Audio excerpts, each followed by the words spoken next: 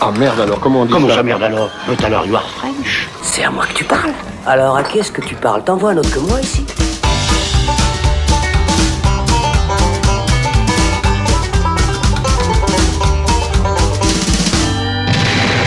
Salut, c'est Thibaut et on se retrouve dans le Saloon pour un épisode un peu spécial. En effet, vous l'aurez constaté si vous nous suivez assidûment et que vous attendez avec impatience chaque nouvel épisode toutes les semaines, on s'était accordé une petite pause estivale pendant ces vacances et on est donc passé à côté des quelques films qui ont eu le courage de sortir au cinéma cet été. Et donc, pour se rattraper, on vous propose un petit épisode spécial pendant lequel on va revenir sur 9 films qui ont retenu notre intérêt ces dernières semaines, aussi bien dans les sorties cinéma que sur les plateformes de streaming, parce qu'il n'y a pas de raison qu'on en mette de côté, et dans des genres divers et variés. Au menu, on aura donc du film d'action, du thriller, du film catastrophe, de la comédie ou encore du drame. Et pour discuter de tout ça, on sera pas trop deux, et ça tombe bien, je suis accompagné par Alexandre Caporal. Salut Alex. Salut Thibaut. Ça fait plaisir de se revoir. Bah, ça fait plaisir, après ouais. ces vacances. Alors, c'est vrai qu'il faut le spécifier, les films dont on va parler, c'est pas des chefs-d'œuvre, hein. Voilà, comme ça c'est fait d'emblée, on vous le dit. Mais y a-t-il toujours besoin de parler de chef-d'œuvre, forcément? Non, mais tout ça pour dire que c'est clairement pas des grands films, mais disons que dans l'été, on a beaucoup entendu dire qu'il y avait rien à voir cet été, que les salles étaient vides, qu'il y avait pas de film, qu'il y avait pas d'actu. Bah mine de rien, justement, il y a des petits films à petit budget pour la plupart, on va le voir, qui sont assez modestes et assez honnêtes finalement, et je pense qu'ils se ressemblent beaucoup, tous les films dont on va parler, pour ça. C'est vraiment des petits films, pour la plupart d'ailleurs, qui ont des durées assez courtes, hein. C'est des films d'1h30 qui n'ont pas beaucoup de prétention et qui sont arrivés justement à se distinguer, à trouver leur place pendant cet été un peu vide en blockbuster et autres. Et qui, même si ça reste pour la plupart des films moyens, voire pas mal, ou qui méritent le coup d'œil, voilà, c'est pour ça qu'on voulait, en parler. On était sortis de nos vacances pour parler de The Climb dans un shot, et là, effectivement, il y a plein d'autres petits films comme ça qu'on avait loupés.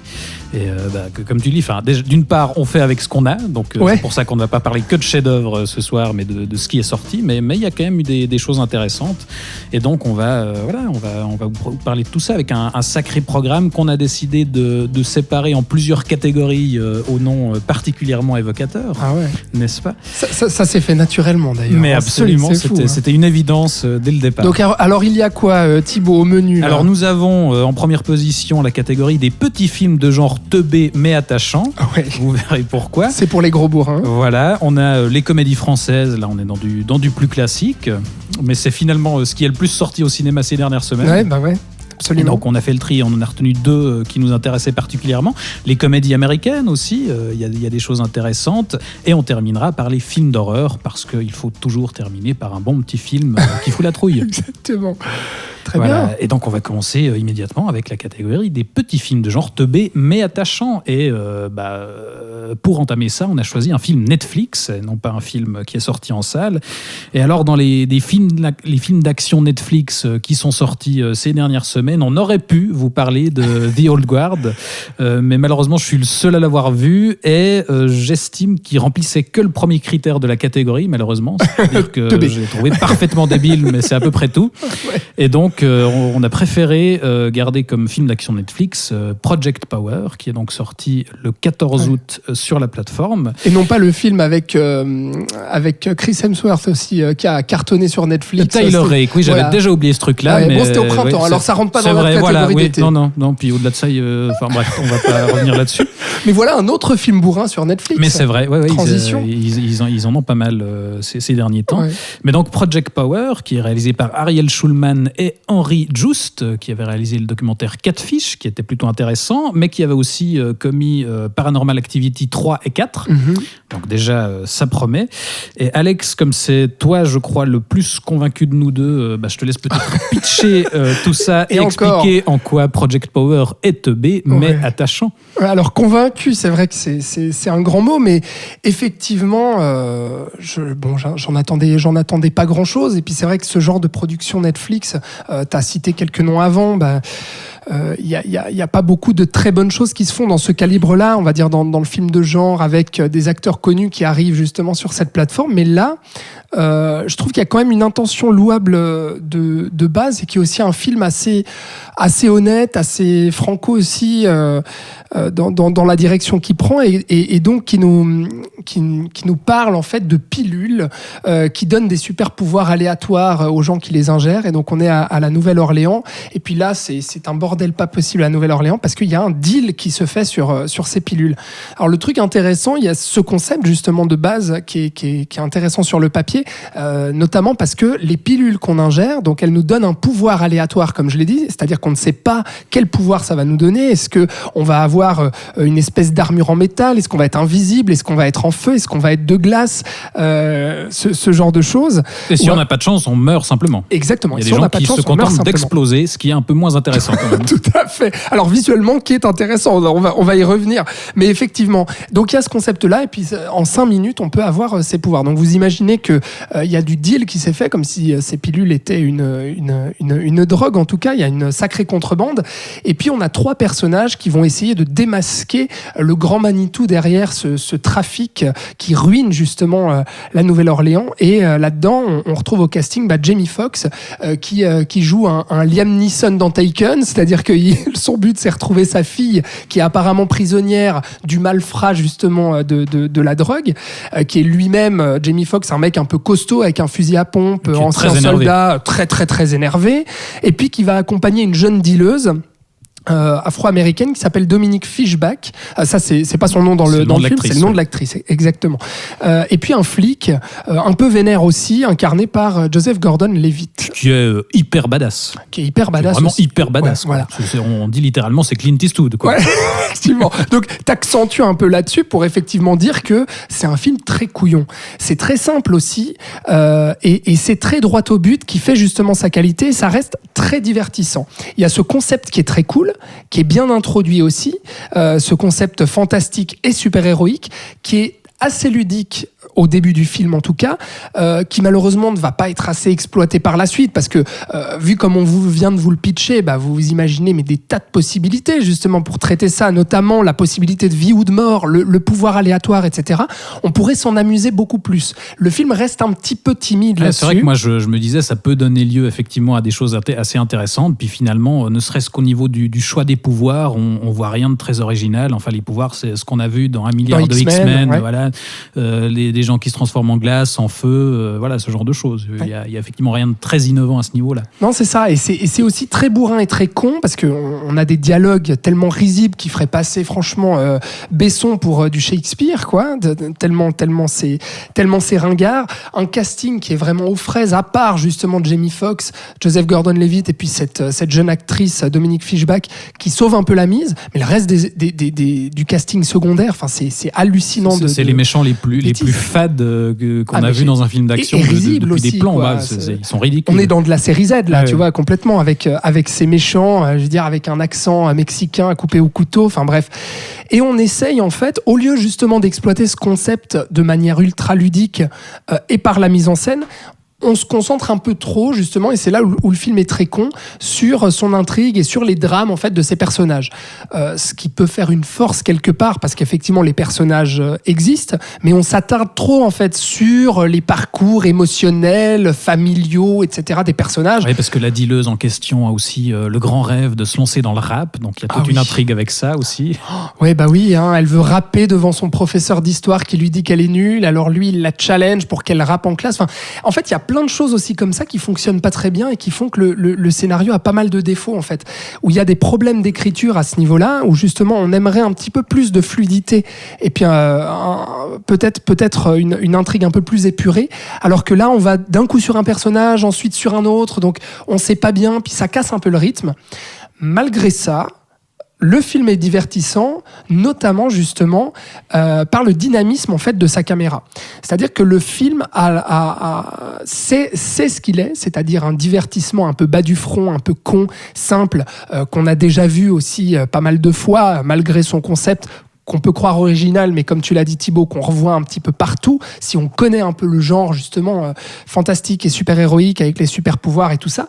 Mais malgré tout, je trouve qu'il arrive à rendre en fait chaque scène dynamique. Et ça passe par à la fois par ses mouvements de caméra. On est tout le temps dans une caméra qui bouge, tout le temps dans du travelling. Ah, ça, il faut surtout pas qu'on se pose et qu'il y ait le moins de moments de répit. Ouais. Et franchement, moi je trouve que c'est une qualité pour ce film-là. C'est-à-dire que finalement, ça passe tout seul, ça se laisse tout à fait regarder, il n'y a pas d'accro, et puis on se laisse un peu embarquer, quoi. Et puis on débranche un peu le cerveau et on se dit, ça fait le taf. Et puis même esthétiquement parlant, il y a aussi un certain cachet, et au niveau visuel, je vais y revenir après, mais il y a aussi pas mal de bonnes choses là-dedans. Ouais, en fait, c'est comment il s'appelle, Schulman et Just. Moi, ils me font un peu penser à une sorte de Neveldine et Taylor, donc ceux qui avaient fait Hypertension avec Jason Statham et le film Gamer avec Gerard Butler, dont on parlera ce soir d'ailleurs. Suspense. Mais enfin, ça me rappelle un peu ces deux gars, mais en propre. C'est-à-dire que contrairement à Neveldine et Taylor, c'est pas cracra, c'est moins vulgaire et provoque que ce qu'ils pouvaient faire, mais c'est le même genre de cinéma assez crétin, avec une mise en forme hyper hystérique, où il y a une volonté de balancer 1000 trucs à l'écran avec des angles improbables. Sauf que là, ça se prend un peu plus au sérieux ici. Oui, mais Neveldine et Taylor, ça se prend aussi au sérieux dans l'espèce de truc subversif. On est méchants, affreux, ça les méchants. Voilà, enfin, mais je trouve qu'il y a cette même envie et volonté de dynamiser à outrance l'image avec un montage hyper cut, quitte à ce que le découpage ait absolument aucun sens, et où on sollicite constamment en fait l'attention du spectateur. Mais ça marche. Et puis, alors tu disais c'est moins cracra. Il y a quand même des choses justement visuellement. Alors, on sent parce que les deux réalisateurs, t'as oublié de le mentionner, mais avaient réalisé un film complètement débile aussi qui s'appelle Nerve. Effectivement, un thriller sur fond de jeux sur smartphone avec des joueurs qui doivent réaliser des défis dangereux. Il y a des joueurs qui payent pour regarder les gens faire des défis, et ceux qui font les défis. De Neveldine et Taylor, c'était un peu leur gamer à eux. Voilà. Nerve, justement, c'est oulala la technologie, et puis quand même les jeunes, la société où on va. Voilà, et puis on va faire un propos un peu philosophique sur la jeunesse, à dérive. Et puis on va utiliser l'esthétique de Nicolas Winding Refn avec ses néons à outrance et puis cette image hyper léchée. Et là, on retrouve ça aussi. On retrouve cette esthétique un peu comme ça avec des couleurs très fluo, très flash, et avec cette photo justement léchée. Mais c'est tout aussi con que Nerve. Sauf qu'ici, il y a quand même 2-3 idées cool, visuellement parlant. Je pense notamment... pour parler de mise en scène, à une scène en particulier qui est une scène de baston filmée depuis un sas où est renfermé un personnage qui est en train de geler, donc qui a ingéré une pilule comme vous pouvez l'imaginer, et puis qui ensuite a le pouvoir de glace, si on veut, ça devient la Reine des Neiges, et la caméra tournoie dans ce sas à mesure que la fille panique, et on va suivre la baston en fait derrière justement des vitres qui sont en train de s'embuer. Et là-dedans, je trouve qu'il y a de bonnes idées avec ça, et notamment aussi dans la manière d'aborder le gore et le body horror, parce que justement les pouvoirs qu'ingèrent les personnages sont assez dégueulasses, et puis c'est pas des pouvoirs qui font du bien, quoi. Tu sens qu'il y a des corps qui se transforment, ça implique un certain sacrifice, un sacré sacrifice, et puis il y a des mains qui giclent, il y a des torses perforés, il y a ce genre de choses. Donc le film va oser aussi une violence visuelle, et puis du gore et du body horror qui justement est assez bienvenu. Ouais, ça, c'est intéressant l'idée qu'on peut obtenir des pouvoirs absolument dingues, mais c'est quelque chose qui fatalement finit par consumer le corps. Tout à fait. Donc il y a ces petites idées-là, mais qui globalement, pour moi, n'arrivent pas à sauver pleinement le film. Honnêtement, je l'ai quasiment oublié, quoi. C'est-à-dire pour moi, ça reste trop anecdotique, ça reste trop en retrait, par rapport à son concept de base, et puis trop de défauts justement dans le scénario. Et puis il faut dire que c'est un peu trop con aussi, quoi. Et justement, pour terminer, donc, au niveau du scénario, moi, il y a quand même quelque chose qui m'inquiète un peu, c'est que en regardant précisément le CV des gens de l'équipe, j'ai remarqué que le scénariste Mattson Tomlin, dont c'est le premier scénario, donc on pourra peut-être un peu l'excuser, mais il est co-scénariste sur le futur Batman. Ah voilà. Que j'attends beaucoup, et du coup, ça, je ne sais pas s'il faut que je m'inquiète de savoir qu'il est dans l'équipe qui écrit tout ça. Et dis-toi qu'il Mais est que vu Project co-scénariste. Power et sa vision du matériau super-héroïque, je ne sais pas ce qu'il faut du coup en attendre. Enfin, voilà. Effectivement. Bon, bah, Et je voilà, bon, je jetais un coup d'œil. Si vous avez rien à faire un samedi soir, vous avez Netflix, vous l'avez peut-être probablement vu déjà si vous nous écoutez. Ce qu'on peut dire effectivement, c'est que, comme tu l'as dit, au moins on ne s'emmerde pas. C'est ça, on s'emmerde pas. Ouais. Je suis pas sûr que ça apporte énormément ce film, mais en tout cas, ça arrive à maintenir l'attention de gré ou de force. Ça fait le divertissement du samedi soir, franchement. Voilà. Voilà, et ben vous savez comment utiliser votre prochain samedi soir. Ouais. On va donc enchaîner avec le deuxième film de cette catégorie des petits films de genre teubés mais attachants. Et on va passer par un film qui est sorti au cinéma, lui, le 12 août dernier. Et il s'agit de Greenland. C'est le sauveur des cinémas. Le sauveur des cinémas. Tenet, pof, laissez-moi rire. Va te rhabiller, Christopher Non, Nolan. Greenland. Voici Gérard Butler. Voici le réalisateur Rick Roman Woff, je ne sais pas comment ça se dit, mais qui nous avait gratifié du film La chute du président, n'est-ce pas, le troisième volet de cette formidable trilogie d'action avec Gérard Butler. C'était un peu son Die Hard à lui. Et quelle trilogie. Et donc là, ce Rick Roman Woff met à nouveau Gérard Butler en scène, mais ce coup-ci dans un film catastrophe, puisque oubliez Geostorm, le précédent essai de Butler dans le genre du film catastrophe, parce qu'avec Greenland, Gérard, il a enfin sa guerre des mondes à lui. Ouais. Oubliez Spielberg. Là. Oubliez Spielberg, parce que là, comme Tom Cruise en son temps, Gérard, il doit traverser les États-Unis avec sa famille pour échapper à rien de moins que l'apocalypse, puisqu'on a une énorme comète qui est sur le point de s'écraser sur la Terre. Et donc, lui, sa femme et son fils doivent atteindre le Groenland, qui est apparemment le dernier refuge pour l'humanité, s'ils espèrent survivre. Donc, avec un pitch pareil, on aurait pu s'attendre justement à un sous-Roland Emmerich. Enfin, c'est un peu ce qu'on pouvait craindre aux premières images, c'est-à-dire un film catastrophe bien débile qui fait tout péter sans s'occuper de construire des personnages. Mais non, grosse surprise. En fait, Greenland, il se prend extrêmement au sérieux. Ah ouais, alors ça... Ça a ses avantages et ses inconvénients. Pour moi, c'est clairement, enfin je crois que pour toi aussi, c'est clairement un inconvénient au début en tout cas. Ouais. Parce qu'on a quand même ces 15 premières minutes où on nous fait du Ken Loach version blockbuster, où on nous présente Gérard qui est un working man. Ça traîne, nom de Dieu, le début, quoi. On nous explique que c'est un ingénieur, donc on le découvre sur un chantier avec son casque, et on le voit tracer un trait à la règle sur un plan, et paf, on a présenté le personnage qui est donc un ingénieur très compétent, et tout est filmé en caméra à l'épaule, parce qu'on fait du film social. Après, il parle à sa femme, et on comprend les problèmes qu'ils ont entre eux, parce qu'ils parlent des courses à faire ou de t'as pas appelé maman ou je sais plus. Oui, c'est ça qui est dommage, c'est que en fait, Gérard, au-delà d'être un ingénieur, c'est un père de famille, n'est-ce pas, qui a un fils diabétique évidemment, et il a des problèmes de couple. Mais ce que je trouve dommage, c'est que il y a une chouette image. Enfin, il montre ça assez subtilement au début, c'est-à-dire qu'en un plan, il arrive chez lui et il hésite sur le pas de porte à rentrer directement en ouvrant la porte avec sa clé ou à sonner. On le voit qui approche son doigt de la sonnette et puis finalement non, il ouvre la porte, et donc on comprend que voilà, il y a un problème avec sa femme et qu'ils sont un petit peu en froid. Puis qu'est-ce qu'il joue bien. Mais voilà, justement, c'était pas suffisant. On a besoin de le réexpliquer après avec un dialogue complètement artificiel avec sa femme, et où effectivement elle l'oblige à aller acheter les courses, elle est méchante avec lui, et puis elle voit qu'elle est pas très on voit qu'elle est pas très contente, et du coup on se dit qu'il y a un petit souci entre eux. Bon, puis c'est quand que tu nous parles des comètes. Mais on arrive. Tout ça pour dire que cet aspect, on se prend très au sérieux, c'est un peu plombant au début, mais une fois qu'on arrive à l'aspect film catastrophe et à la partie survie, voilà, je trouve qu'on a une heure entière plutôt efficace, parce qu'on se retrouve étonnamment avec des péripéties qui sont à échelle humaine, c'est-à-dire qu'on a quand même 2-3 scènes de destruction et des grosses explosions, mais on suit tout du long en fait le parcours de cette famille à petite échelle pour s'en sortir. Donc on voit leur évacuation. Ce qui est intéressant, c'est qu'on va aussi très rapidement les séparer. Donc ils vont avoir chacun leur petite aventure en solo, et on va voir leur survie. Alors il n'y a rien de très original, parce qu'on a la confrontation avec des individus qui réagissent différemment à la situation, et on aura des choix moraux que chaque personnage devra faire.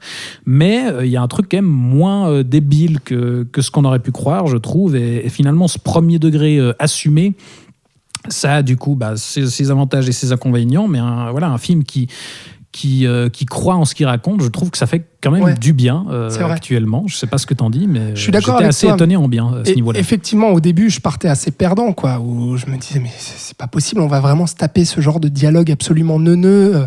Tous les clichés sont là, avec les problèmes de famille, l'enfant diabétique, tout ça, pour nous faire un drame lot de chien, comme tu le disais, dans un film catastrophe, dans un Roland Emmerich, quoi. Roland Emmerich meets Ken Loach. Et finalement, ça reste un tout petit film, vraiment un tout petit film catastrophe, assez fauché aussi, hein, on le verra avec notamment les effets spéciaux. Ah oui, dès qu'il faut faire des explosions, c'est un peu plus compliqué. Voilà, mais qui reste honnête et surtout pour moi, qui tortille pas du cul pour chier droit. C'est vraiment ça qu'il faut dire, c'est-à-dire c'est un film droit au but aussi, à la manière... Non, pas du tout du film précédent, mais à la manière d'autres films dont on va parler après. Ouais, je cherchais la comparaison, mais il y a un peu le même genre d'efficacité qu'on avait justement dans la trilogie divine de Gérard, la chute du président, tout ça. Alors que je n'ai pas vu, mon cher. Alors je te conseille, le premier volet est quand même réalisé par Antoine Fuqua. Ah, mais donc, oui. C'est un immanquable.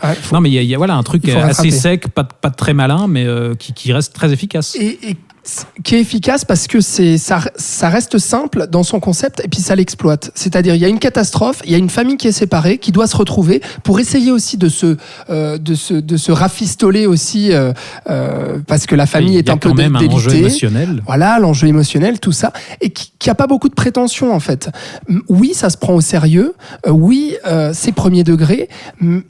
Mais ça reste assez simple et léger finalement. C'est pas original pour un sou, mais il y a quand même une forme d'efficacité justement là dans l'accompagnement en fait et le développement du scénario. Il y a des scènes de tension qui marchent, des scènes d'action, de catastrophe comme ça qui fonctionnent aussi. Après, ça reste un peu long.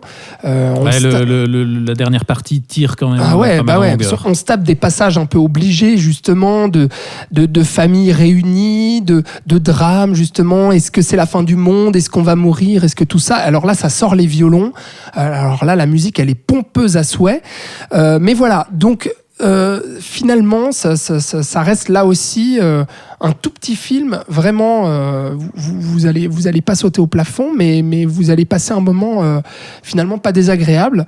Pareil que le film précédent, je pense que ça s'oublie très rapidement. Mais en tout cas, voilà, si vous êtes en manque de ce genre de film et de films d'action au cinéma, ça vaut le coup. Il est probablement encore en salle parce qu'on n'est pas prêt de revoir ce type de film qui sortent avant un moment. C'est le seul film catastrophe qui est en ce moment projeté au cinéma. C'est sorti début août, il me semble, Greenland. Et puis à mon avis, ça va rester encore quelques semaines. Donc au moment où sortira cette émission, voilà, faites-vous plaisir entre potes, ça passe. Voilà, ça passe. C'est un bon résumé du film. Voilà. Et alors, est-ce que le film suivant passe? On va voir ça. Ça passe, mais lourdement. Puisqu'on va clôturer cette partie petit film de genre teubé mais attachant avec Unhinged, ou Enragé en français, qui est sorti le 26 août au cinéma. C'est réalisé par Derek Bort et au casting, on a quand même Russell Crowe. Karen Pistorius, que je ne connais pas, et Jimmy Simpson, qu'on connaît un peu pour des seconds rôles.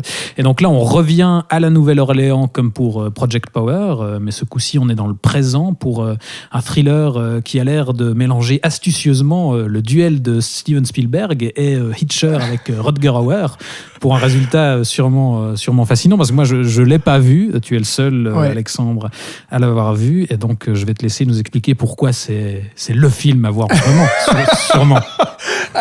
Alors, c'est un gros film bourrin, vraiment très très bourrin. C'est un film de pétage de plomb. Les films que tu cites, c'est vrai qu'on peut retrouver ça, mais surtout le premier film auquel on pense, c'est Chute libre en fait de Joel Schumacher. Souvenez-vous, c'est un film culte des années 90 où on suit Michael Douglas qui est dans les bouchons avec sa bagnole, qui est un Américain moyen avec sa petite cravate, sa petite chemise, ses petites lunettes, sa petite coupe à brosse et puis son attaché case, et qui pète un câble. Du jour au lendemain, voilà, les bouchons, ça le fait chier. Il pète un plomb et il devient complètement dingue. Il va péter des câbles sur des gens et puis il va même commettre l'irréparable, avec ce discours social justement sur les classes moyennes oubliées et puis pressées comme des citrons par la société. Et là, on se retrouve exactement dans le même cas de figure.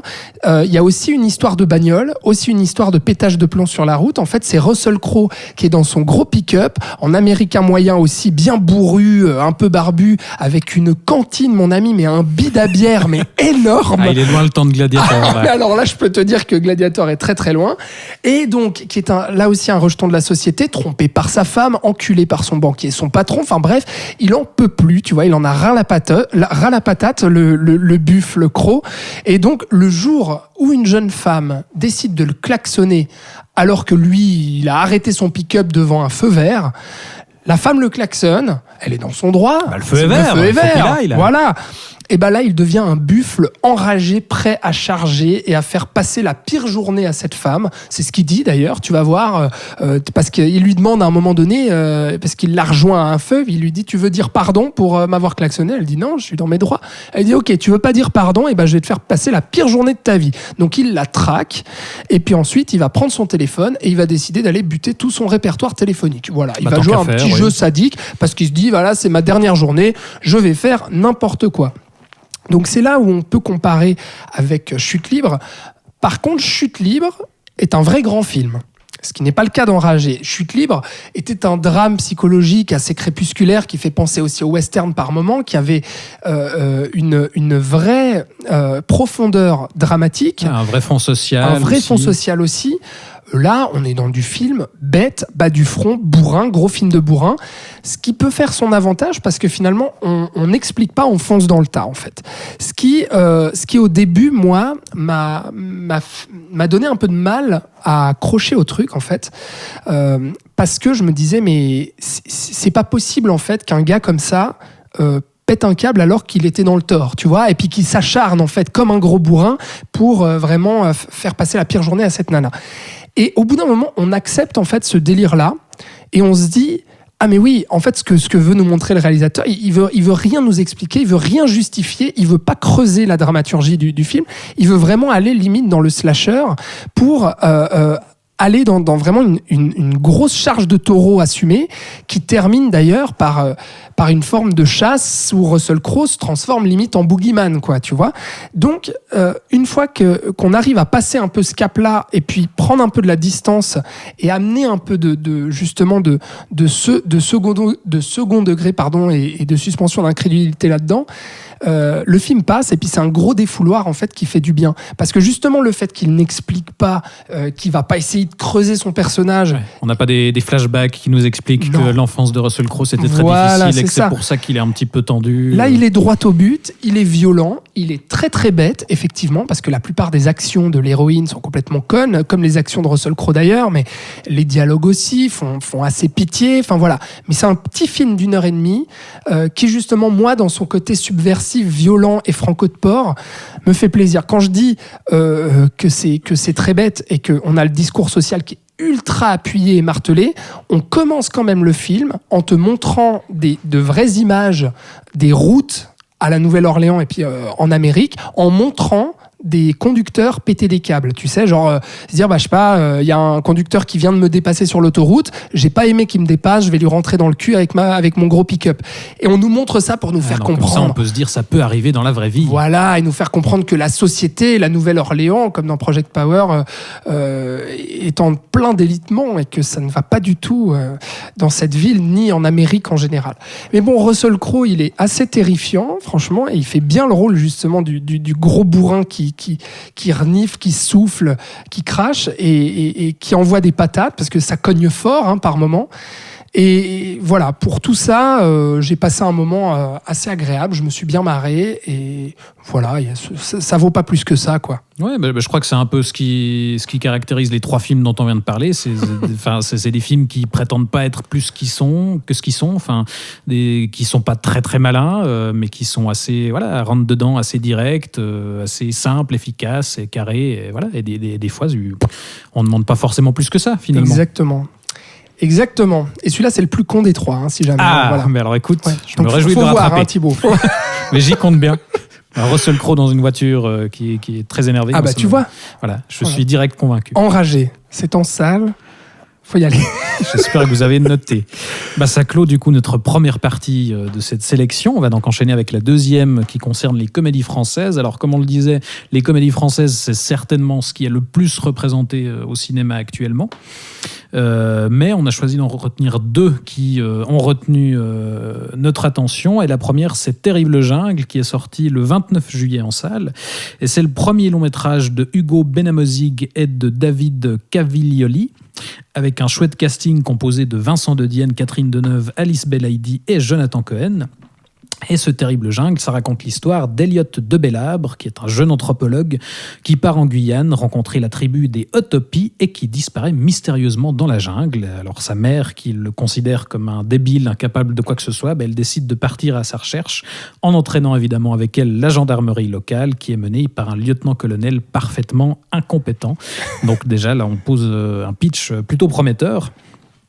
Et on a affaire, comme on le devine, à une parodie de film d'aventure qui lorgne un petit peu du côté du cartoon ou de la BD. On a finalement affaire à un espèce de Tintin complètement décalé. Et surtout, c'est ça qui, moi, m'a fait plaisir, qui mise beaucoup sur un type d'humour qu'on voit finalement assez peu, je trouve, dans la comédie française, qui est l'absurde. On a un nombre de scènes incalculables qui vont assez loin dans ce délire-là. Enfin, dès le début, on a justement Catherine Deneuve qui fait sa déposition à la gendarmerie pour signaler la disparition de son fils et qui essaye de dicter son nom de famille. Et là, en face d'elle, un gendarme complètement demeuré qui n'est pas capable d'écrire son nom. Ouais, il écrit BLRB. Et on insiste sur cette vanne. Il y a aussi un sens de la durée, où on étire les scènes. Pareil, avec un moment où on explique comment la tribu des Hotopi confectionne sa drogue. Ouais. Et on a une recette complètement non-sensique où on mélange des médicaments, de l'essence, du décapant, on fait flamber tout ça. Et là aussi, on étire au maximum avec en face de Dienne, où on montre ses réactions. Il est complètement terrifié. Où il est là, mais vous êtes sûr que c'est quand même très très jaune. Enfin voilà. Il y a un vrai sens, je trouve, du timing comique. Et tu parles d'absurde, déjà rien que cette tribu des Hotopi, en fait, où on voit finalement que c'est tous des paumés, drogués, justement, chercheurs d'or à leurs heures perdues. C'est pas du tout, contrairement à ce que croit l'anthropologue, c'est pas du tout des natifs. Enfin, il y a des Québécois. Des tribus d'indigènes, C'est des gens qui viennent d'un peu n'importe où et qui sont menés par justement une jeune Lolita qui est incarnée par Alice Belaïdi. Donc là, déjà, il y a un truc qui fonctionne pas, quoi, qui rend le truc absolument absurde de voir tous ces chercheurs d'or. Et puis, non, mais le Québécois aussi, enfin, je veux dire, avec son look justement d'indigène et puis qui a cet accent québécois. Enfin, c'est des trucs tout cons comme ça. Mais finalement, ils savent créer l'inattendu. Et voilà, je jouais sur la surprise. Et moi, très sincèrement, je n'avais pas ri comme ça dans une comédie française depuis très très longtemps. Ouais, c'est vrai que je me suis bien marré aussi. Il faut dire que ça prend un peu de temps à démarrer parce que le film a mine de rien tous les défauts d'un premier film, et notamment sur l'écriture, sur le rythme, etc. Et puis cette réserve qu'il a aussi, cette timidité un peu sur la vanne, où tu sens que le film a envie, enfin les réalisateurs ont envie un peu de se lâcher et qu'ils osent pas y aller ils pleinement. Pourraient pousser le délire plus loin. On l'a pas mal comparé à un film dont le titre ressemble beaucoup, qui était La Loi de la Jungle, qui est sorti en 2016, je crois, avec Vincent Macaigne et Vimala Pons, si je me souviens bien du nom de l'actrice, et qui avait effectivement le même genre de pitch où des Français partent dans la jungle et qui effectivement poussait le délire beaucoup plus loin dans l'absurde. Maintenant, il y avait une espèce de position un petit peu poseuse, on déconne, mais on fait quand même un film d'auteur, que là, on ne retrouve pas dans le film. Je trouve qu'il est beaucoup plus simple dans sa démarche. Hyper décomplexé, hyper simple aussi, pas du tout prétentieux, vraiment. Il jouit d'un casting vraiment impeccable, quoi. Vincent De Dienne est vraiment super dans ce rôle-là. Jonathan Cohen en gendarme, bon bah voilà. Il est fabuleux. Inutile d'en rajouter plus. Alice Belaïdi, elle est super aussi. Catherine Deneuve qui nous fait du Deneuve, un peu en bourgeoise coincée comme ça, mais elle le fait très très bien. Enfin, tous les ingrédients sont là, en fait. C'est dommage, justement, qu'il y ait cette timidité qui fait qu'au début, je souriais, tu vois, simplement. Je me disais, bon, ouais, voilà, allez, vas-y, filme, commence, vraiment à me chatouiller les zygomatiques, quoi. Et au bout d'un moment, vraiment, j'ai commencé à me marrer, quoi. Il y a cette scène-là, il y a une scène aussi dans un espèce de magasin chinois, enfin, où les gendarmes vont faire absolument n'importe quoi. Voilà, et les gendarmes vont finir drogués, enfin, ce genre de choses. Je veux pas trop vous en dire, mais voilà, Il y a aussi des clins d'œil qui font penser. Alors tu le disais, l'univers de la BD, ça se retrouve beaucoup justement dans le ton en fait et dans les dialogues qui font penser par moments à des dialogues d'Astérix en fait, sur ce côté un peu cynique, sur ce jeu, sur l'incompréhension entre les personnages et l'absurde. Et puis à OSS 117 aussi. On y pense beaucoup dans l'aspect parodique de genre décalé, exactement, second degré et parodique comme tu dis. Donc moi honnêtement j'ai envie de voir en fait ce film-là m'a donné envie de voir la suite de ces réalisateurs. Effectivement, c'est un petit vent de fraîcheur dans la comédie populaire française. Je dis populaire parce qu'effectivement on le disait, ça n'a pas de prétention autorisante ou quoi que ce soit. Ça a un casting aussi populaire justement. J'ai envie de voir la suite de ces jeunes cinéastes quoi, parce que voilà. Oui, parce qu'en plus, c'est ni prétentieux, ni racoleur non plus. Parce qu'on va chercher effectivement des têtes connues, mais pas juste pour les... Enfin, on exploite leurs compétences, quoi. Et on va pas juste chercher, comme certaines comédies françaises aiment à le faire, les bas instincts du public et le rire facile, quoi. Voilà, non, c'est pas du tout du rire facile. Et puis, c'est vrai qu'il y a des... ça ose même de l'humour un peu subversif aussi, des trucs un peu gênants justement. Ça ose l'humour raciste ou misogyne. Ouais, il y a aussi un propos très léger, mais quand même où on questionne un peu les principes de l'anthropologie, ne serait-ce que cette scène d'intro où Catherine Deneuve fait une expérience avec des chapeaux, qui est assez absurde, mais qui dit quand même quelque chose d'intéressant aussi. Oui, tout à fait. Donc voilà, Terrible Jungle, moi ça m'a fait du bien de voir ça. J'attends mieux quoi, voilà, d'un film, d'une comédie, mais on verra la suite. Ça va dans le bon sens. Exactement. Et c'est encourageant. Tout à fait. Est-ce que ce sera le cas du film suivant de cette catégorie ? On va le voir, mais oui, spoiler. Puisque ce film suivant, c'est évidemment la comédie à côté de laquelle on ne pouvait pas passer, puisqu'il s'agit de Tout simplement Noir, qui est sorti au cinéma le 8 juillet dernier.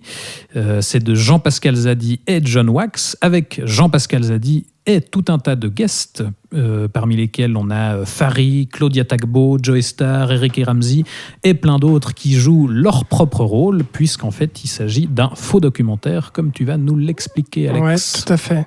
Et c'est un des premiers films en fait qui est sorti au moment de la réouverture des salles.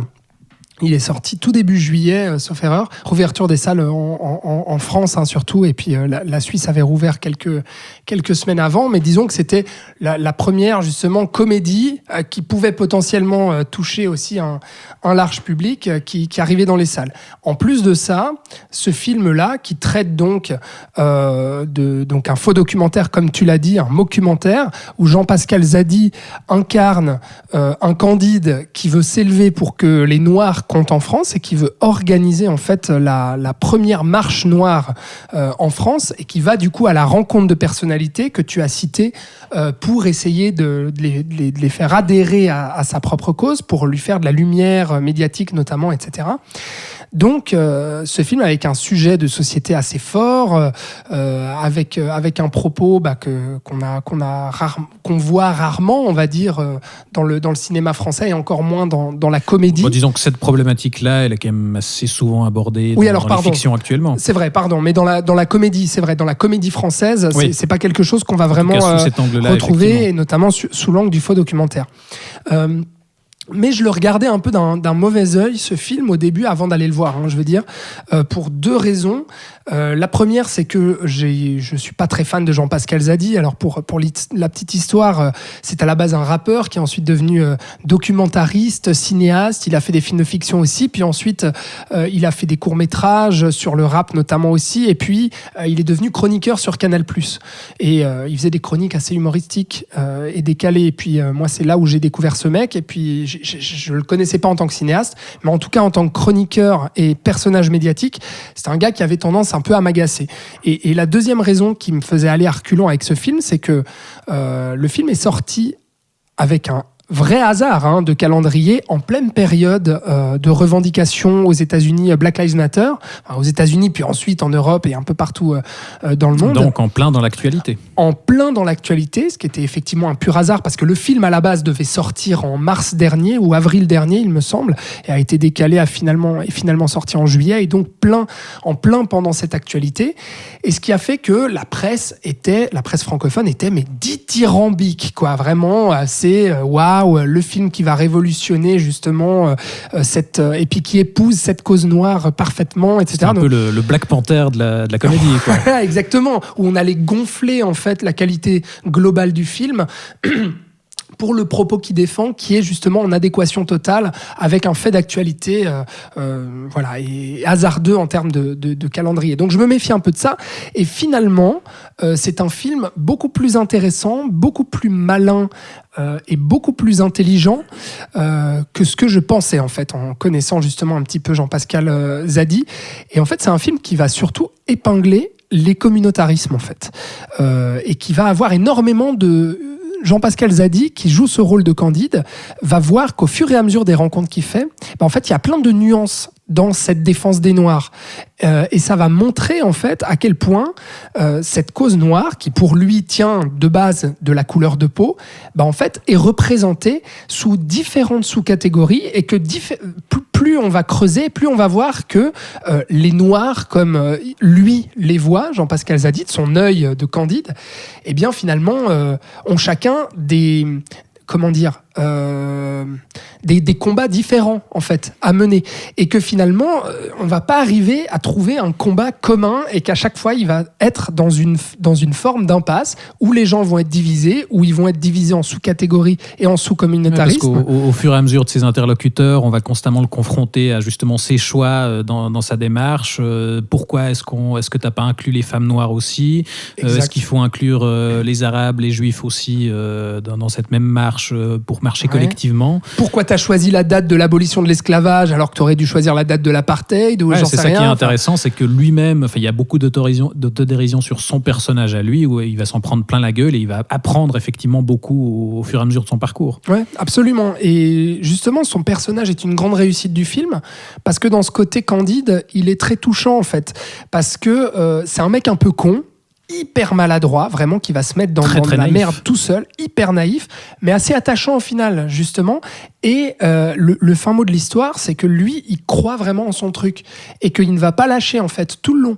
Même si ça peut paraître aux yeux d'énormément de gens, et notamment, justement, de personnalités noires aussi, son idée de marche noire comme quelque chose d'irréalisable, ou de dérisoire, ou de mal fait, etc., lui, il se dit, je m'en fous, en fait, qu'il y ait 15, 20, 100 000 personnes. Moi, je veux juste croire en mon truc, en fait. Et ça, c'est pas mal.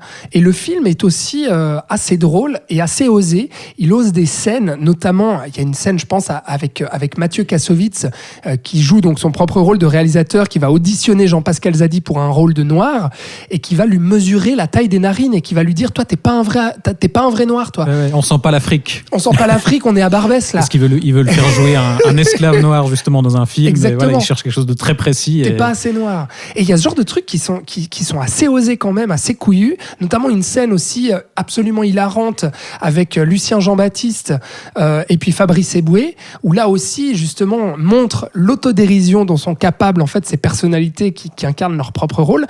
Là aussi, c'est une réussite de film. Vraiment, tout le monde joue le jeu et s'auto-flagelle, en fait. Et ça, je trouve ça très fort.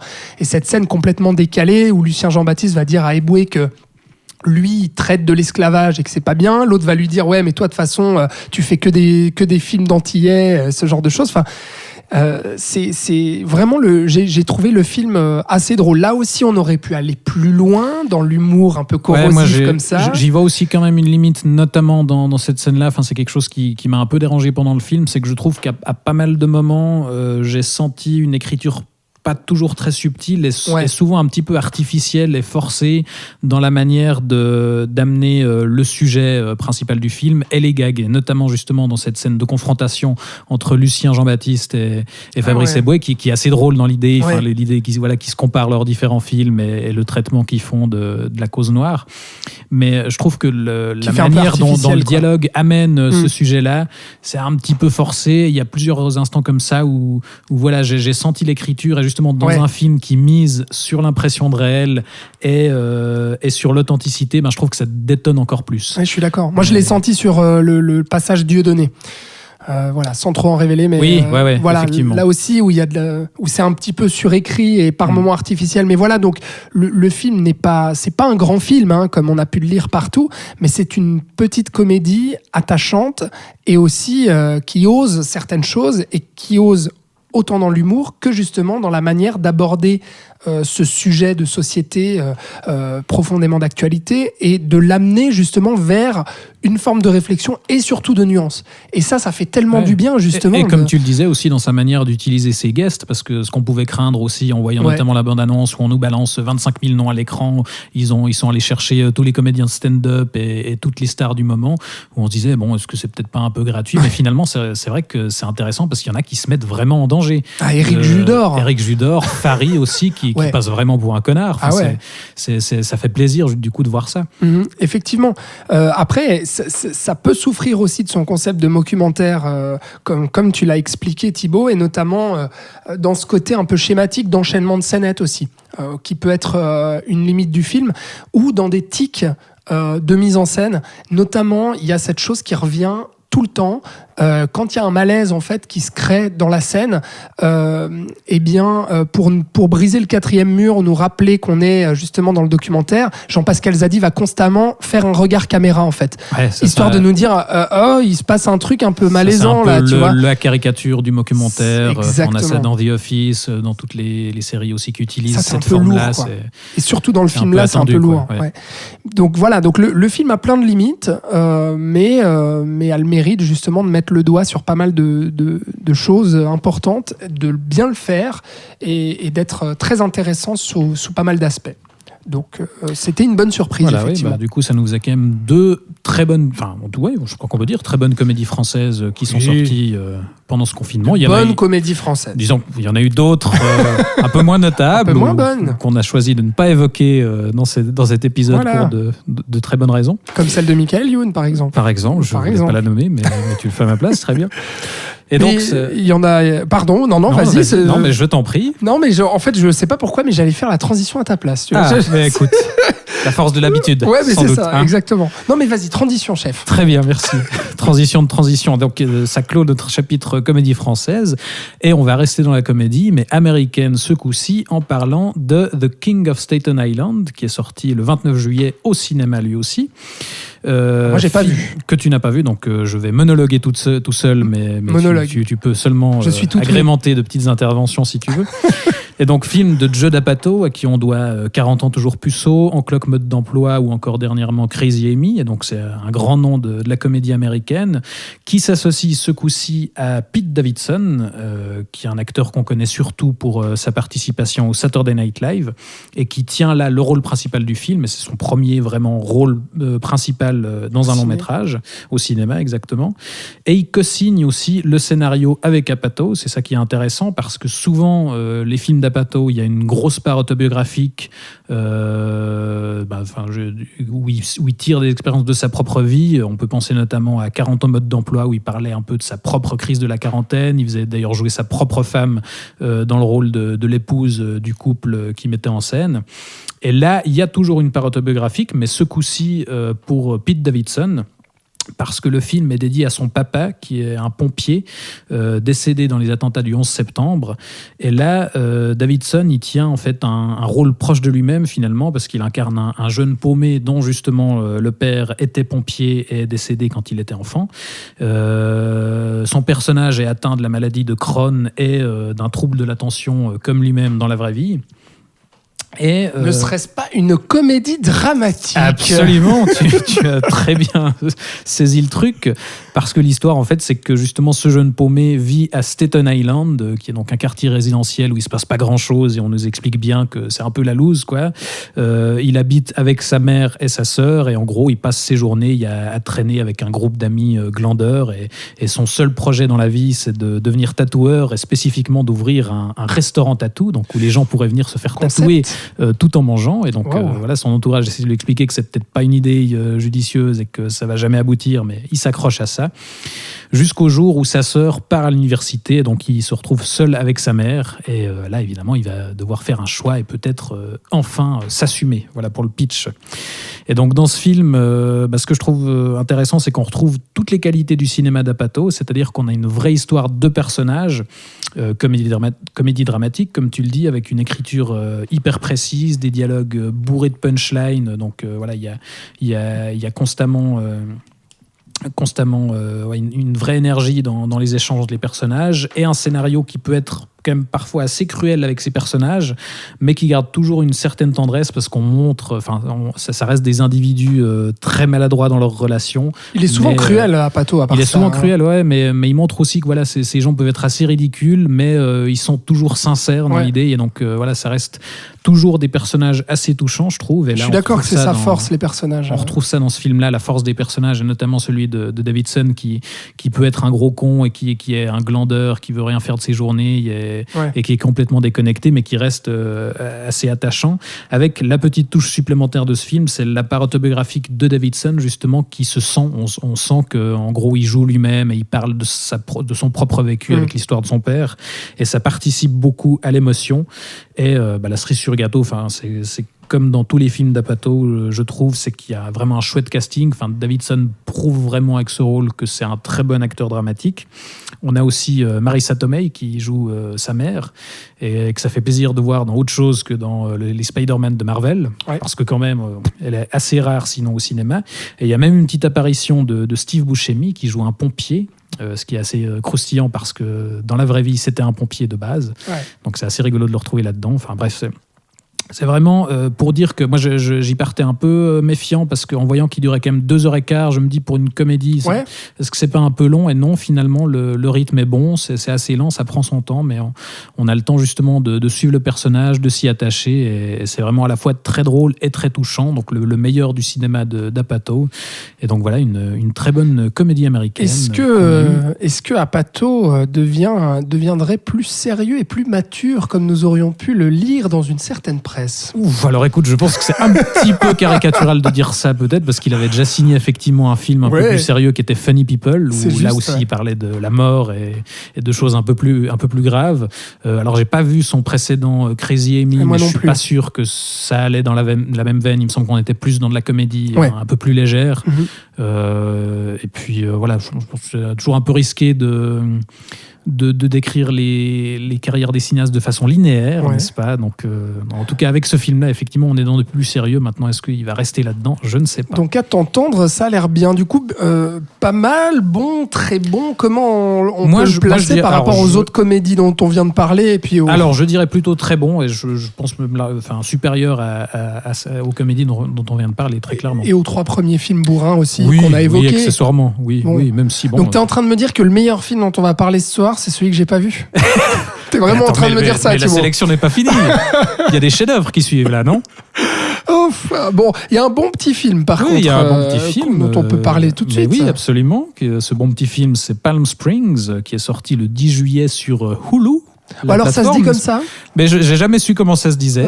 Hulu. Moi non plus, moi je dis Hulu. Moi je dis Hulu, mais voilà. Mais, libre à vous de choisir votre prononciation. Voilà. Puis si vous n'êtes pas abonné... Voilà, il se trouve aussi facilement. Pour tout vous dire, je crois que ni toi ni moi on est abonnés, donc a priori il y a d'autres moyens de le voir, n'est-ce pas, votre cousin américain?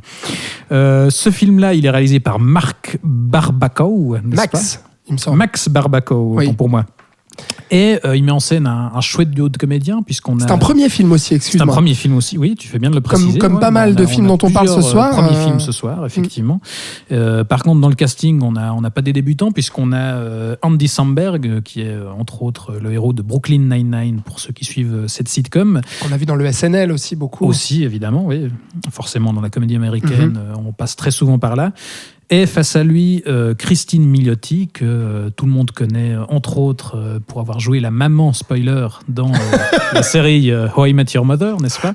C'était bien de dire maman et spoiler après. Voilà, mais on ne savait pas encore de quoi je parlais. Hein, ça aurait pu être la maman dans Greenland, par exemple. Tu l'as dit un peu vite, maman spoiler How I Met, mais... Voilà, bon. On signalera ça dans la description. Écoute, merde, je crois que maintenant on peut le faire. Bref, ce film-là, on pourrait décrire ça, tu me diras si tu es d'accord, comme une comédie romantique qui lorne du côté de Un jour sans fin. Oui, mais bravo, mais absolument. Voilà. Oui, parce que souvenez-vous, Un jour sans fin, donc film culte aussi des 90s avec Bill Murray qui était donc un mec coincé dans une boucle temporelle, c'était très long pour lui. Et puis qui revivait tous les jours la même journée, d'où le titre Un jour sans fin. Là aussi, c'est Andy Samberg qui est donc un gars coincé dans une boucle temporelle. Il revit la même journée aussi, qui est une journée de mariage.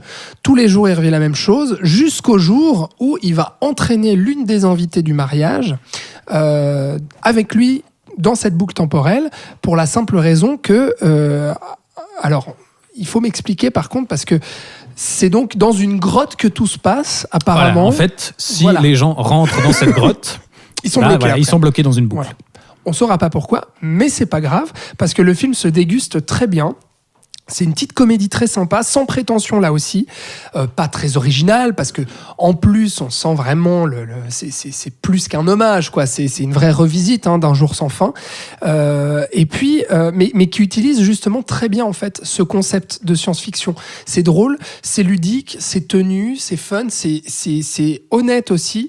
Alors on passe quand même par les passages un peu obligés, c'est-à-dire que au début ce concept fait peur. Nous on va suivre en tant que spectateur les yeux de cette jeune femme qui va se retrouver entraînée. Donc au début elle a peur de se dire mais qu'est-ce que c'est que cette boucle temporelle dans laquelle je suis coincé. Ensuite elle va lâcher un peu les chevaux avec son ami justement. Donc là ça va donner lieu à des scènes assez drôles parce que justement le cinéaste se permet aussi justement de profiter en fait de ça. Parce qu'une fois qu'ils ont compris que de toute façon ils recommencent à zéro et peu importe ce qui se passe, ils peuvent mourir tant qu'ils veulent. Ils se lancent sur l'autoroute à 300 km/h, ils balancent je sais plus quoi sur des gens, ça fait un petit moment que je l'ai vu, mais il y a pas mal de trucs assez... Ils savent qu'ils auront absolument pas, ils auront assumé aucune conséquence de ce qu'ils pourront faire dans la journée puisqu'on recommence tout à zéro, quoi. Donc tout est possible. Voilà, et puis après gentiment, vu qu'ils vont s'amuser ensemble, eh bien les sentiments vont naître et finalement, on va se dire mais attends, on s'amuse bien, c'est cool, mais on faut revenir un petit peu à la réalité. Là, on est en train de s'attacher, on est en train de tomber amoureux, mais il faudrait peut-être se dépatouiller un peu de cette merde et revenir à la réalité. Donc voilà, le film suit un peu cette trame assez attendue. Tout devient un peu téléphoné dans la deuxième partie du film. C'est un petit peu dommage, justement. On perd un peu en rythme parce qu'on essaye d'appuyer ce côté un peu sentimental, émotionnel des personnages. Mais globalement, ça fonctionne bien, notamment grâce à ce duo en fait, à ce couple qui fait vraiment des étincelles à l'écran. Ils sont super les deux. Il y a une alchimie, je trouve, entre eux qui est vraiment fabuleuse.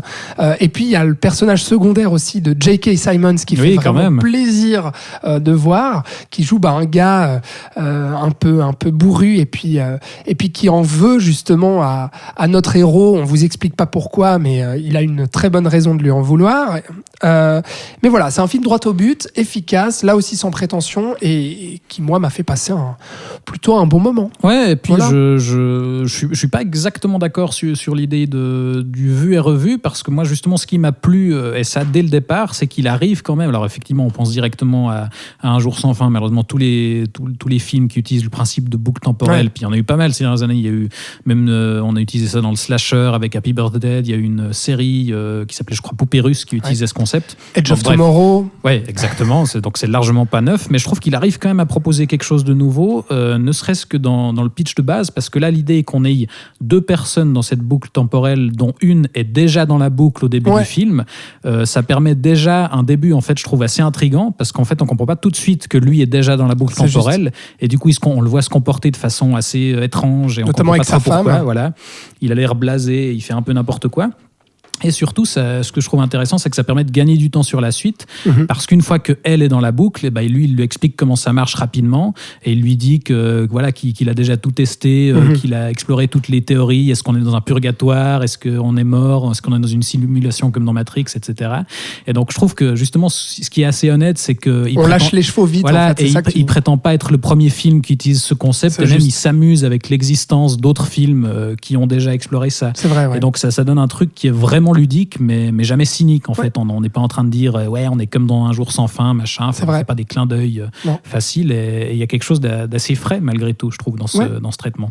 Ouais, écoute, non, mais je suis assez d'accord avec toi sur le fait que justement on passe assez rapidement là-dessus et on se permet de s'amuser assez vite en fait. Ce qui n'empêche pas malheureusement je trouve une résolution où on essaie d'expliquer ça scientifiquement de manière un peu coconne, mais. Ouais, alors ça aussi. Et puis le dénouement entre les personnages, là aussi qui est attendu, téléphoné, où ça finit, je trouve, vraiment dans le troisième acte, à traîner un petit peu des pieds, quoi. Voilà, mais ça vaut le coup d'œil. Mais oui, sinon c'est une chouette proposition sur ce concept. Voilà. Absolument. Si vous êtes abonné à Hulu, vous avez un cousin américain. Voilà. N'est-ce pas ? Voilà. Et maintenant, fini de rire, parce que on attaque notre dernière catégorie. Ouais. qui sont les films d'horreur. On rit pas beaucoup. Ah non, On a un peu la trouille, mais pas trop quand même. Non, ça reste raisonnable. Hein. Ouais. Et on va attaquer cette catégorie avec le film The Rental, qui est sorti le 19 août au cinéma et qui est le premier passage derrière la caméra de l'acteur Dave Franco, donc le frère de James. Qui avait joué dans Nerve, dont on a parlé dans cette émission. Absolument, tout est lié, c'est dingue. Et Dave Franco, pour l'occasion, il met en scène sa propre femme, Alison Brie, et aussi les excellents Dan Stevens, Sheila Vand et Jeremy Allen White. Et donc, j'en connaissais aucun, mais super casting au passage. Hein. Super casting, vraiment. On va avoir moyen de revenir dessus, mais effectivement, ils sont tous très bons. Et ils incarnent tous les quatre deux couples qui louent une maison par Airbnb pour passer un petit week-end de détente. Mais malheureusement pour eux, le séjour va pas être de tout repos, puisque huis clos oblige, les tensions et les non-dits entre ce quatuor vont peu à peu éclater. Et pire encore, on va se rendre compte petit à petit qu'à l'extérieur de la maison, quelqu'un semble les observer. Voilà. Oui. Pitch bien intriguant. Tout à fait. Et film qui commence, je trouve, vraiment pas mal. Déjà, visuellement, c'est soigné dès les alors, premiers plans. pas le tout début, hein, quand même. Hein. Oui, attends, on joue avec des effets horrifiques absolument débiles, avec justement comment dire. Ah oui, les toutes premières images, tu dis. Le maître d'hôte du Airbnb qui s'avère être un redneck qui fait un peu planer justement une suspicion de oh là là, il a l'air pas très correct. On sait pas celui-là. s'il a l'air un petit peu raciste. Et on va faire des espèces de mini jumpscare pour essayer de te mettre un petit peu de tension horrifique là-dedans. Et là, moi, j'ai eu très peur au tout début. Hein. Mais c'est vite évincé. Ah, ça. je trouve il y en a pas tant que ça des jumpscares. Il y en a deux ou trois au tout début. Ouais. Mais vraiment, je dis ça dans le premier quart d'heure. Hein. Et là, j'ai eu très très peur. Mais après, effectivement, je te laisse continuer. Effectivement, là, après la première heure, elle est assez bonne, quoi. Oui, parce que je trouve que déjà de base, comme je disais, visuellement, c'est assez soigné. Il y a une belle photo. Ouais. Qui a de belles couleurs. Enfin voilà, c'est bien léché. Et comme on le disait, il y a un excellent casting. Enfin moi, je suis un fan absolu de Dan Stevens et d'Alison Brie. Et les deux autres, je les découvre, mais du coup, je les trouve très bons aussi. Et donc ça marche assez bien. Et surtout, ce casting allié à un scénario qui prend étonnamment le temps de poser des personnages et de creuser leurs relations. Parce que, en fait, ce que vend la bande-annonce et ce qu'est le film, tout à la fin, on aura le temps de revenir là-dessus, mais c'est un slasher. Et la majorité des slashers, en tout cas, comme c'était le cas à la grande époque du slasher dans les années 80, c'était justement, on a des personnages qui n'existent pas, qui sont écrits au strict minimum, et où on passe le reste du film à dézinguer tout ça. Là, c'est un peu l'inverse. En fait, exactement. On prend une grosse partie du film à présenter des personnages et en fait à travailler une partie qui est un peu un espèce de thriller psychologique finalement, où on construit vraiment bien, je trouve, les personnages. On joue sur les relations entre les deux frères, puisqu'il y a deux frères dans le quatuor et chacun a sa compagne avec lui. Ouais. Et les rapports entre les deux couples aussi qu'on travaille un peu. Et je trouve qu'on aurait pu rester tout du long là-dessus et glisser depuis cet aspect dramatique dans le genre. Mais finalement, le problème pour moi, c'est que tout d'un coup, le film, au bout de plus d'une heure de film, se rappelle « Ah mince, en fait, on avait dit qu'on faisait un slasher. » Et donc là... Mais à la fois, je comprends l'intention, c'est-à-dire qu'il y a vraiment ce côté là aussi où on n'explique pas du tout les raisons de cette personne qui d'un coup va attaquer. Il y aura un boogeyman quand même. Voilà, exactement, un boogeyman et puis le film va tourner aussi en sorte de home invasion, et puis le concept est là, c'est-à-dire de foutre la trouille avec les gens qui vont louer un Airbnb, une maison un peu recluse justement dans les hauteurs d'une ville. Sauf erreur, Dave Franco raconte que l'idée lui est venue parce qu'il a loué une fois une maison sur Airbnb, puis il s'est dit mais tiens, et si y avait quelqu'un qui m'espionnait, et voilà. Exactement. Et puis d'un coup, qui venait tuer tout le monde sans qu'on explique pourquoi, sans qu'on donne des raisons, et que ce soit assez brutal et rapide. Moi, je comprends en fait cette volonté justement de retourner ça d'un coup pour montrer que les personnages au final vont oublier cette menace qui peut peser un peu sur eux, leurs inquiétudes du début, pour se focaliser sur justement leurs problèmes entre eux, et d'un coup, bam, la mort les rattrape, hop, ça les assène d'un coup, quoi. D'un coup sec, brutal, rapide, dans les 15 dernières minutes du film.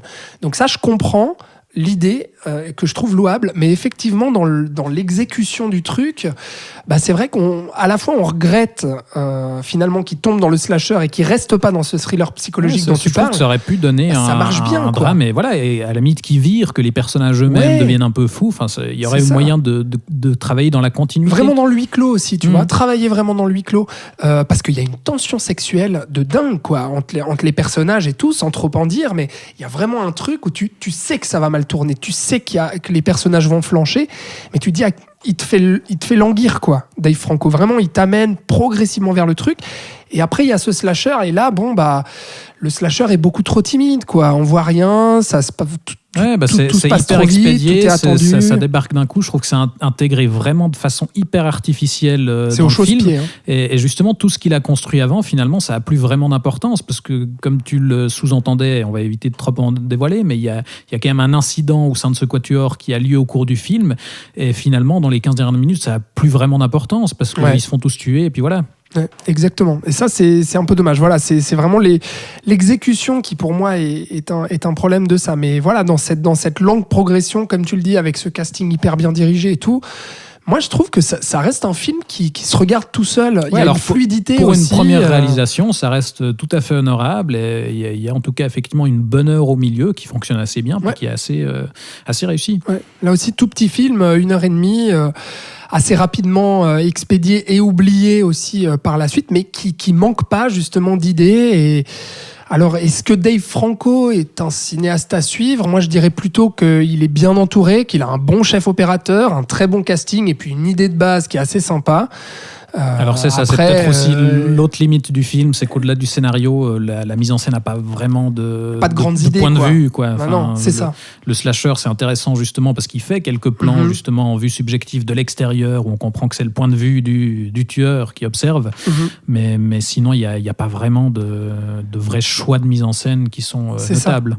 Et justement, je ne vois pas derrière un auteur qui ferait son premier film et qui serait potentiellement à suivre, ou en tout cas qui aurait suffisamment d'idées pour qu'on ait envie de voir la suite, contrairement au film dont on va parler tout de suite. Mais comme tu me fais mes transitions...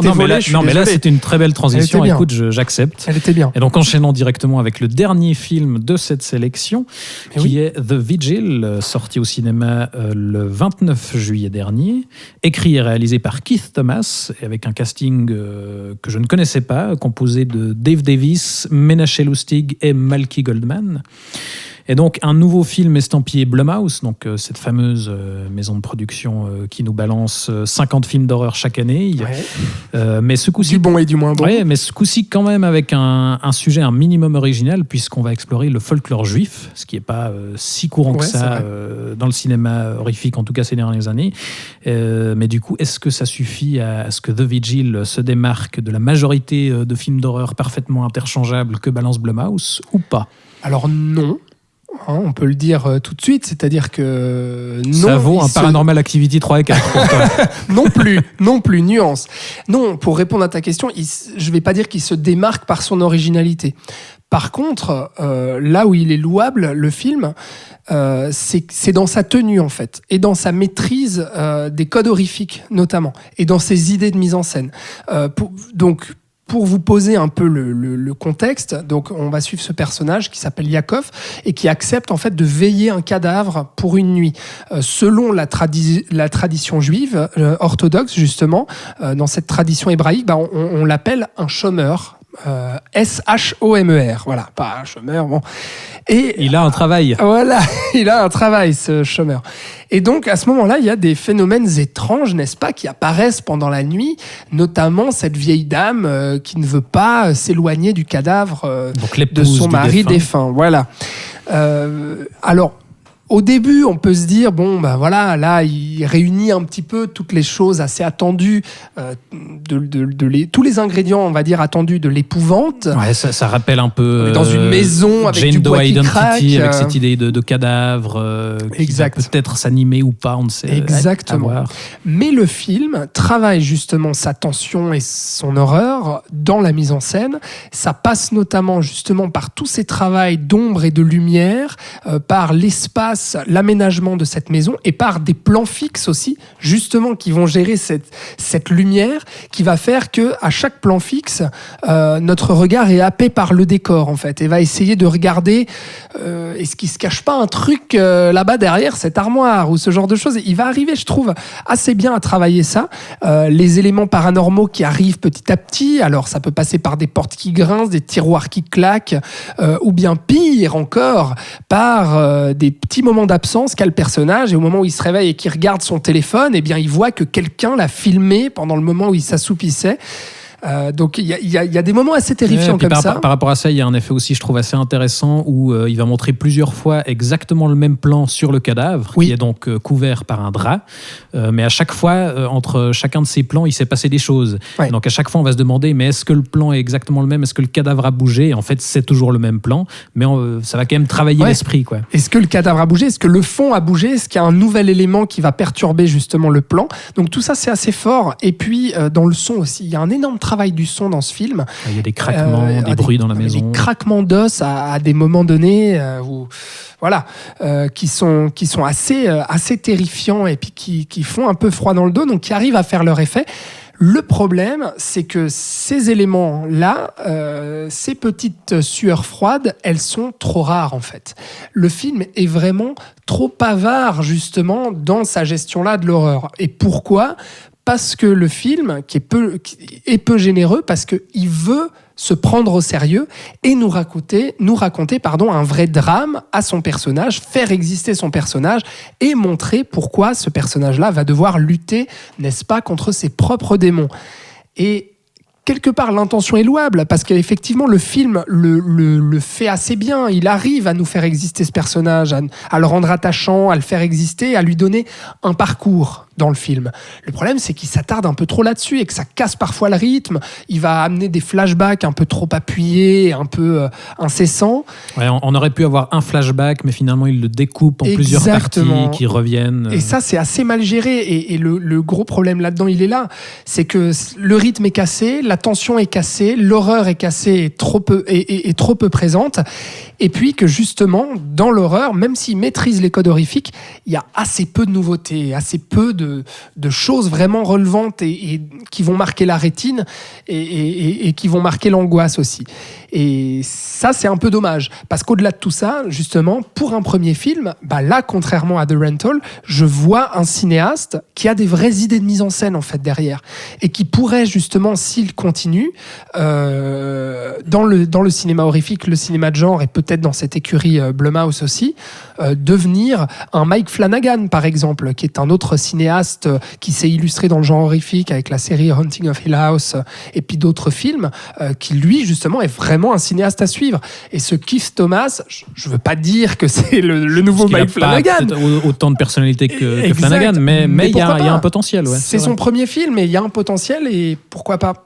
Moi, il y a aussi un truc que je trouve intéressant, est-ce qu'aussi au niveau de l'écriture, c'est effectivement, je suis assez d'accord avec toi sur la limite du travail sur le passé du personnage et du drame qu'on veut lui attacher, mais ce que je trouve intéressant, c'est que dans cette idée de révéler justement peu à peu le passif de ce personnage et ce qu'il travaille, ça contribue petit à petit à remettre en cause ses visions, parce qu'on t'explique qu'en fait, peut-être que c'est lui qui a un souci, enfin qui imagine tout ça, qui hallucine.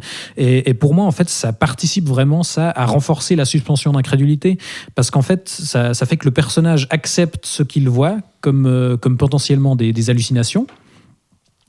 Enfin, on accepte aussi ce qu'il voit comme potentiellement des hallucinations qui sont fausses, mais qui sont réelles pour lui, et donc quand même terrifiantes. Donc je trouve que ça permet quand même un glissement progressif dans le fantastique, qui est malgré tout assez efficace. Mm-hmm. Parce que voilà, on sait, c'est pas directement où c'est du fantastique, acceptez-le, mais on travaille ça. Et là, il y a quelque chose d'intéressant. C'est juste. Non, donc voilà, j'irais pas dire que c'est un film réussi, mais c'est un film qui a des choses, qui renferme des choses intéressantes.